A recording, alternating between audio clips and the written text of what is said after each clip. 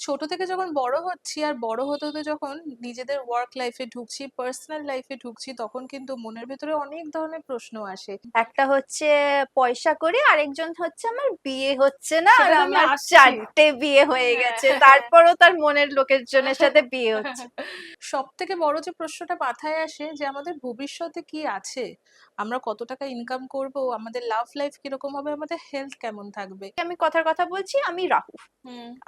আমি গাড়ি কিনলাম, হুম। এবার গাড়িও যদি 444 হবে হুম। তাহলে একটা প্রবলেম হয়তো আচ্ছা। অ্যাক্সিডেন্টের একটা আচ্ছা। প্রবলেম হতে পারে। হুম। সো আই মেক শিওর যে আমার নাম্বার প্লেটে একটা 7 আছে। আর এই ধরনের প্রশ্নের উত্তর পেতে কিন্তু আমরা জেনারেলি একজন অ্যাস্ট্রোলজারের কাছে যাই। তবে আজকাল কিন্তু অ্যাস্ট্রোলজির সাথে সাথে ট্যারোট রিডিংটাও খুব ফেমাস। একটা কার্ড দেখে কি ভবিষ্যৎ জানা যায়? সেই উত্তর কিন্তু আজকে দিতে আমাদের সাথে এসেছিল area.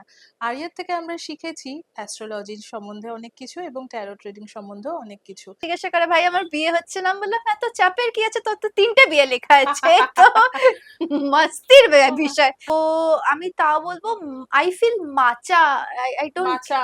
I yeah don't yeah get it, yeah. কি সব ইট টেস্টস ভেরি আমি প্যাথেটিক। এখনো অব্দি খাইনি, আমি খাওয়ার চেষ্টাও আমি করতে চাই না। খেয়েছি। এই এপিসোডটার ডিটেল ভিডিও কিন্তু আমাদের অফিসিয়াল ইউটিউব চ্যানেলে অলরেডি আপলোড করা আছে, প্লিজ একবার চেক আউট করবেন আর অবশ্যই জানাবেন যে আজকের এপিসোডটা আপনাদের কেমন লাগে।